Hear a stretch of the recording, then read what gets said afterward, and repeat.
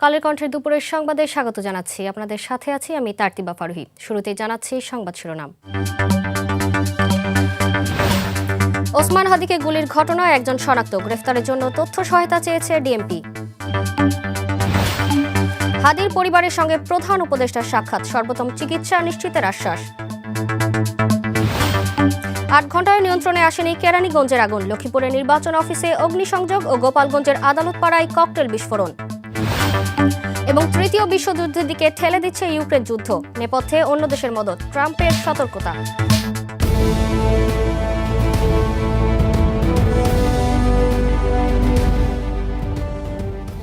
শুনছিলেন শিরোনাম, এবার বিস্তারিত।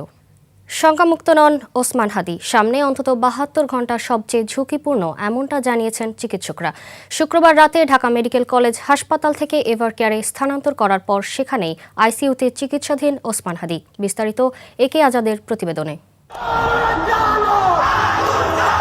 ত্রয়োদশ জাতীয় সংসদ নির্বাচন ও গণভোটের তফসিল ঘোষণার পরদিন ১২ ডিসেম্বর শুক্রবার রাজধানীর বিজয়নগরের বক্স কালভার্ট এলাকায় ওসমান হাদিকে গুলি করে মোটরসাইকেলে আসা দুর্বৃত্তরা।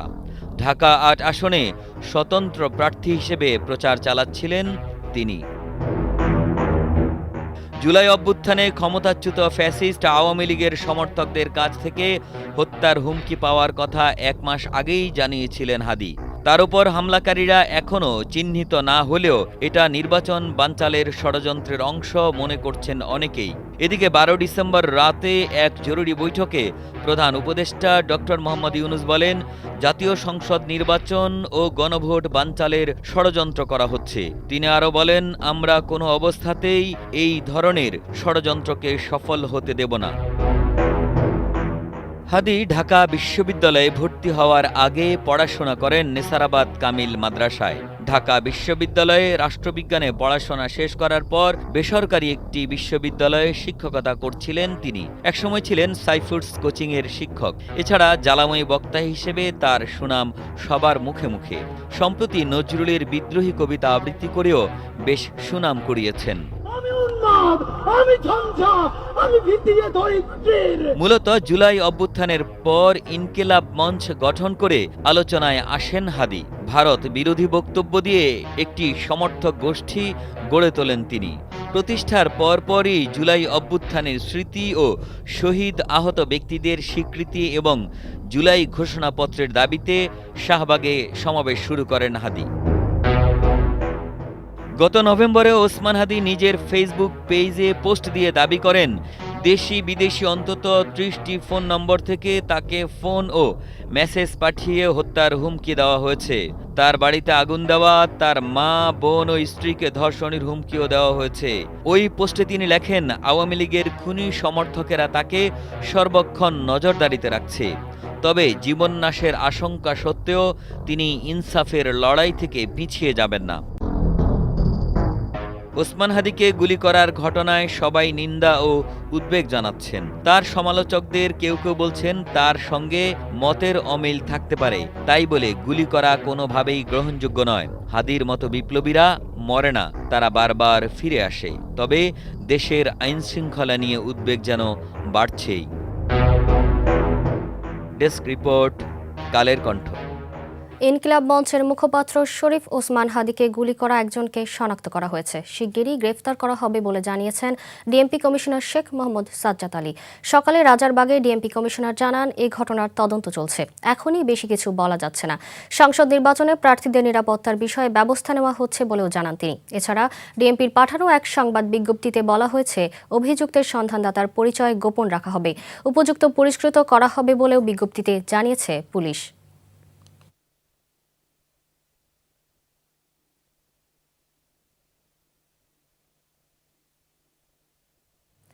ওসমান হাদির পরিবারের সঙ্গে সাক্ষাৎ করেছেন প্রধান উপদেষ্টা ডক্টর মোহাম্মদ ইউনূস। সকালে রাষ্ট্রীয় অতিথি ভবন যমুনায় এই সাক্ষাৎ হয়।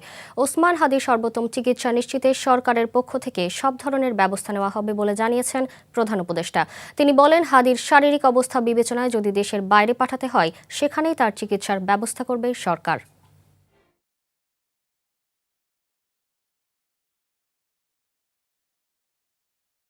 ঢাকায় গুলিবিদ্ধ ইনকিলাব মঞ্চের আহ্বায়ক ওসমান হাদির গ্রামের বাড়ি ঝালকাঠির নলছিটিতে চুরির ঘটনা ঘটেছে। শুক্রবার রাতে শহরের খাসমহল এলাকায় ওই বাড়িতে এই ঘটনা ঘটে। হাদির চাচাতো ভাই সিরাজুল ইসলাম বলেন, কেউ না থাকার সুযোগ জানালা ভেঙে চোর ঘরে প্রবেশ করে। এখন কী পরিমাণ মালামাল নিয়েছে সেটা আমরা জানতে পারিনি। নলছিটি থানার ওসি আরিফুল আলম বলেন, খবর পেয়ে ঘটনাস্থলে এসেছি, আমাদের তদন্ত চলছে।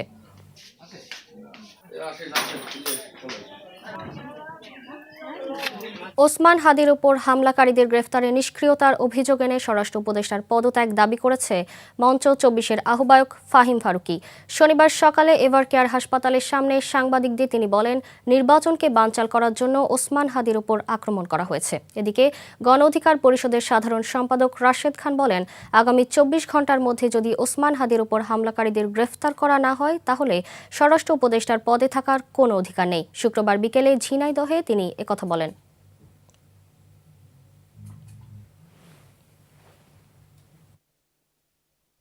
ঢাকার কেরানীগঞ্জের বাবুবাজার এলাকায় ১২তলা ভবনের আগুন ৮ ঘণ্টায়ও পুরোপুরি নিয়ন্ত্রণে আসেনি। ভোর ৫টা ৩৭ মিনিটে আগুন লাগার খবর পায় ফায়ার সার্ভিস।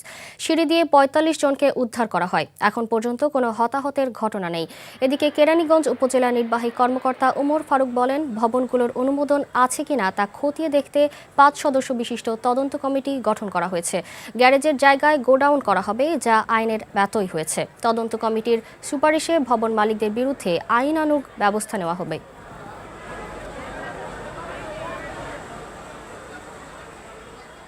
লক্ষ্মীপুর জেলা নির্বাচন অফিসে পেট্রোল ঢেলে অগ্নিসংযোগের ঘটনা ঘটেছে। এতে অফিসের নিচতলায় গুদামে সংরক্ষিত কিছু গুরুত্বপূর্ণ নথিপত্র পুড়ে গেছে।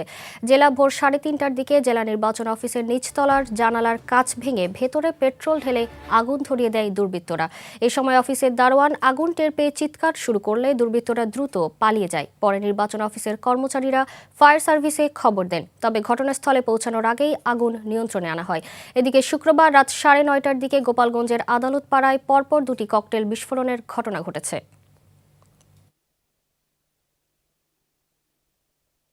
সবুজে ঘেরা মাচায় ঝুলছে শত শত লাউ, আর এই লাউ গাছের পরিচর্যায় দিনরাত ব্যস্ত সময় কাটাচ্ছেন কৃষক। গাছের তরতাজা লাউ সবজি মাচা থেকে সংগ্রহ করে নিয়ে যাওয়া হয় বিক্রির উদ্দেশ্যে। কৃষকরা বলছেন, লাউ চাষে ভালো ফলনের সাথে লাভবানও হচ্ছেন তারা। বিস্তারিত প্রতিবেদনে। কুমিল্লার দাউদকান্দির কদমতলী গ্রামের কৃষক খোকন মিয়া বছরের পর বছর লাউ চাষ করছেন তিনি। লাউ চাষে সিদ্ধহস্ত তিনি, বলা যায় লাউ চাষ করাই তার পেশা। এবছর ৪ বিঘা জমিতে করছেন লাউ চাষ। সব খরচ বাদে বছরে ৩ বিঘা জমি থেকেই আয় হয় অন্তত ৭ থেকে ৮ লাখ টাকা। আমার লাউ খুব মিষ্টি এবং লাউর গেরা নাই এক মূল্য এক রেটে আমি লাউ বেশি, কিন্তু মানুষের কোনো দামাদামি করে না, খাইয়া শান্তি পাইছে, তৃপ্তি মিটছে, যার জন্য মনে করেন প্রতিদিন একবার খাইলে খোদা ৩০ দিন লাউ। প্রতিটি লাউ বিক্রি হয় ৭০ থেকে ১২০ টাকায়। খোকন মিয়া শুধুমাত্র কৃষি উৎপাদনই করেন না, পৌঁছে দেন গ্রাহকের হাতে। তিনি নিজেই খুচরা বিক্রি করেন লাউ। এলাকায় তার লাউয়ের ভালো চাহিদা থাকায় অল্প সময়ে বিক্রি হয়ে যায়। লাউ আমি নিজে বিক্রি করি, আমি নিজেই মনে করেন ৫০০ লাউ বিক্রি করতে পারি। আমি কোনো লাউ পাইকারি বিক্রি করি না, আমি খুচরা বড় মসজিদের সামনে আমি সবাই আমার থেকে লাউ নেয়, তারপর সবাই আমার আশায় থাকে। একদিন খাইলে খোদা ৩০ দিন লাউ খায়, কিন্তু সবাই আমার লাউয়ের আশায় থাকে, কিন্তু সবাই আমার থেকে কিনে কিনে নিয়ে খায়। আমি নিজে লাউ কাইটে নিয়ে নিজে বইসা আমি নিজে বিক্রি করি। খোকনের মতো পরিকল্পনা করে লাউ চাষে মন দিলে আরো অনেকেই লাভের মুখ দেখতে পারেন। তার এই সফলতায় লাউ চাষে উৎসাহিত হচ্ছেন অন্যান্য চাষিরাও। খোকন মিয়ার যে লাউ চাষ করে ৪-৫ বছর ধরে, তার লাউ দেশের মানুষ নিয়ে খায়, খুব ভালো সুস্বাদু। তারপরে মনে করেন এই একটার পরে একটা তার লাউ দেখে আমরা আগ্রহ হইতেছি যে আমরা কিছু কইরা দেখি। অন্য ওই লোকদেরকে নিয়েও উনি আপনার এই ইয়া করে খুবই কর্মিক লোক। যদি হ্যার মতো আমি বললাম না যে হ্যার মতো যদি আরো ২-১ জন লোক যদি আমাদের গ্রামে এরকম এই চাষের দিকে উদ্যোগটা নিত, তাইলে আমাদের গ্রামে আরো অনেক উন্নতি হইতো। তবে সামনের দিকে আমরা ওইটা করার জন্য চেষ্টা করতেছি আরকি, যে আমরা নিজেরা ওইটা করব। কৃষি অফিস থেকে দেয়া হচ্ছে উন্নত জাতের বীজ ও কীটনাশক ব্যবস্থা। কৃষকের পাশে থেকে সার্বক্ষণিক বিভিন্ন ধরনের কারিগরি সেবা ও পরামর্শ দেওয়া হচ্ছে বলে জানান উপজেলা কৃষি কর্মকর্তা। এই বছর অর্থাৎ ২০২৫-২৬ অর্থ বছরে আমাদের লাউয়ের আবাদ হয়েছে প্রায় ১৫০ হেক্টরের মতো। লাউয়ের হচ্ছে গড় ফলন হেক্টর প্রতি ৫০ হেক্টরের কাছাকাছি। আমাদের উপজেলা কৃষি অফিস দাউদকান্দি থেকে কৃষকদের মাঝে আমরা উন্নত জাতের বীজ, ফেরোমন ফাঁদ, জৈব সার, লিউর, আঠালো ফাঁদ এ সকল উপকরণ দিয়ে থাকি। এছাড়াও হচ্ছে আমাদের মাঠ পর্যায়ে যে সকল উপসহকারী কৃষি কর্মকর্তারা আছে তাদের মাধ্যমে আমরা সার্বক্ষণিক কৃষকের পাশে বিভিন্ন ধরনের প্রায়োগিক এবং কারিগরি হচ্ছে সেবা দিয়ে থাকি। আশা করি এই সেবা অব্যাহত থাকলে আমাদের আগামী বছরগুলোতে লাউয়ের উৎপাদন আরো বেশি বৃদ্ধি পাবে। গতানুগতিক ফসলের বাইরে লাউ সহ বিভিন্ন ধরনের সবজির চাষ অর্থনৈতিকভাবে বেশি লাভজনক। পরিকল্পিত উদ্যোগ ও পরিশ্রমে কৃষক যে দ্রুত স্বাবলম্বী হতে পারে, খোকন মিয়া তারই উজ্জ্বল দৃষ্টান্ত। কুমিল্লার দাউদকান্দি থেকে আহনাফ তিহামের পাঠানো তথ্যচিত্রে ডেস্ক রিপোর্ট, কালের কণ্ঠ। এবার আন্তর্জাতিক সংবাদ।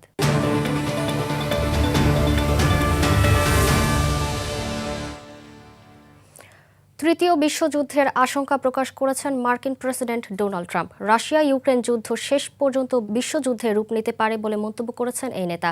ওভাল অফিসে সাংবাদিকদের তিনি জানান, বারবার সতর্ক করার পর এমন চলতে থাকলে শেষ পর্যন্ত তৃতীয় বিশ্বযুদ্ধ লেগেই যাবে, যা আমরা দেখতে চাই না।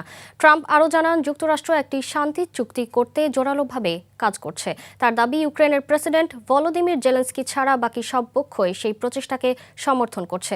তবে জেলেনস্কি বহুদিন ধরেই বলে আসছেন, ট্রাম্পের প্রস্তাবিত পরিকল্পনা অনুযায়ী রাশিয়ার কাছে ভূখণ্ড ছাড় দিয়ে কোনো চুক্তিতে তিনি সম্মত হবেন না। এবার খেলার সংবাদ।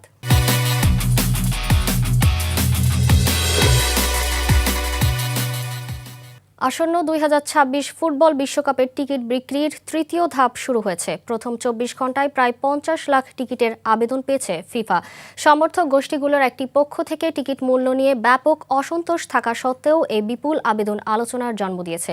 ফিফা জানিয়েছে, আবেদন সংখ্যা প্রমাণ করে বিশ্বজুড়ে টিকিটের চাহিদা অভূতপূর্ব পর্যায়ে পৌঁছেছে। যুক্তরাষ্ট্র, কানাডা ও মেক্সিকোতে অনুষ্ঠিতব্য টুর্নামেন্টের ড্র অনুষ্ঠিত হওয়ার পর এবারই প্রথম সমর্থকেরা নির্দিষ্ট ম্যাচের জন্য টিকিটের আবেদন করতে পারছেন। জার্মান ফুটবল অ্যাসোসিয়েশনের প্রকাশিত এক তালিকায় দেখা যায়, সর্বনিম্ন টিকিটের দাম 22,000 টাকা এবং সর্বোচ্চ টিকিটের দাম 10,58,764 টাকা। এখনকার সংবাদ এই পর্যন্ত। সংবাদ শিরোনাম জানাচ্ছি আরও একবার। ওসমান হাদিকে গুলির ঘটনায় একজন শনাক্ত, গ্রেফতারের জন্য তথ্য ও সহায়তা চেয়েছে ডিএমপি। হাদির পরিবারের সঙ্গে প্রধান উপদেষ্টার সাক্ষাৎ, সর্বোত্তম চিকিৎসা নিশ্চিতের আশ্বাস। 8 ঘণ্টায়ও নিয়ন্ত্রণে আসেনি কেরানীগঞ্জের আগুন, লক্ষ্মীপুরের নির্বাচন অফিসে অগ্নিসংযোগ ও গোপালগঞ্জের আদালত পাড়ায় ককটেল বিস্ফোরণ। এবং তৃতীয় বিশ্বযুদ্ধের দিকে ঠেলে দিচ্ছে ইউক্রেন যুদ্ধ, নেপথ্যে অন্য দেশের মদদ, ট্রাম্পের সতর্কতা।